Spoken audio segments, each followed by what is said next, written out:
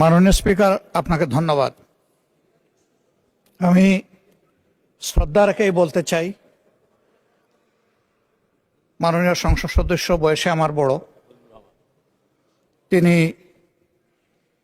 মুক্তিযুদ্ধে তার অবদান সবকিছুই বলেছেন, কিন্তু নিজের অবদান বলতে গিয়ে আরেকজনের অবদানের উপরে হাতুড়ি পিটানোর অধিকার কাউকে দেওয়া হয় না।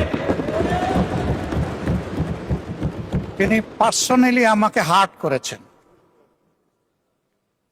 তিনি বলেছেন যে আমি বলে থাকি আমি শহীদ মুক্তিযোদ্ধা পরিবারের সদস্য, তাহলে ইনি এটাকে চ্যালেঞ্জ করছেন। 2 নম্বর, উনি বলেছেন কোনো মুক্তিযোদ্ধা কিংবা শহীদ মুক্তিযোদ্ধা পরিবারের কেউ জামাত ইসলামী করতে পারে না।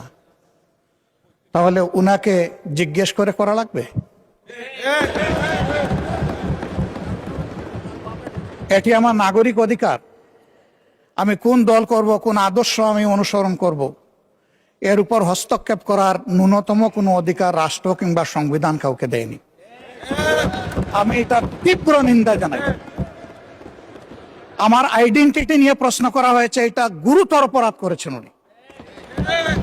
আবার আমার আদর্শ সিলেকশনের ব্যাপারে উনি কথা বলেছেন, এটা বাড়তি অপরাধ করেছেন।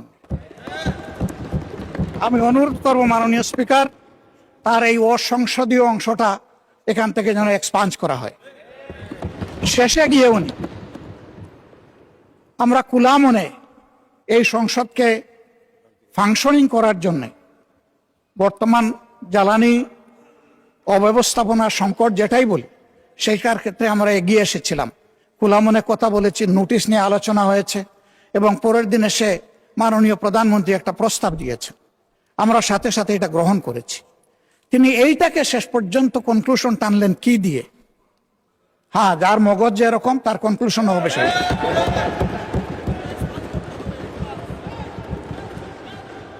তার মতো একজন প্রবীণ ব্যক্তির কাছ থেকে, রাজনীতিবিদদের কাছ থেকে আমি এই ধরনের আচরণ আশা করিনি। আমরা এখানে প্রথম দিনই বলেছি ভালো কিছু শিখতে এসেছি। কাউকে হিট করা, গালি দেওয়া, এর মাধ্যমে বড় কিছু অর্জন করা যাবে না। কিছু গোলাবাজি হতে পারে বড় জোর, কিন্তু তার চাইতে বেশি কিছু হবে না। আর সাধারণত যুক্তি যখন ফুরিয়ে যায়, মাথা তখন গরম হয়ে যায়। একটা প্রবাদ আছে, রেগে গেলেন তো হেরেই গেলেন। আমরা সবাই মিলে হারতে চাই না, আমরা সবাই মিলে জিততে চাই। এই জন্য সবাই যেন মাথাটা একটু ঠান্ডা রেখে যুক্তির সাথে সত্য নির্ভর কথাগুলা বলি, তাতে অবশ্যই দেশবাসী উজ্জীবিত হবে, এই সংসদের প্রতি মানুষের আস্থা তৈরি হবে এবং দেশটাকে নিয়ে সবাই মিলে আমরা সামনে এগিয়ে যেতে পারবো। ধন্যবাদ মাননীয় স্পিকার।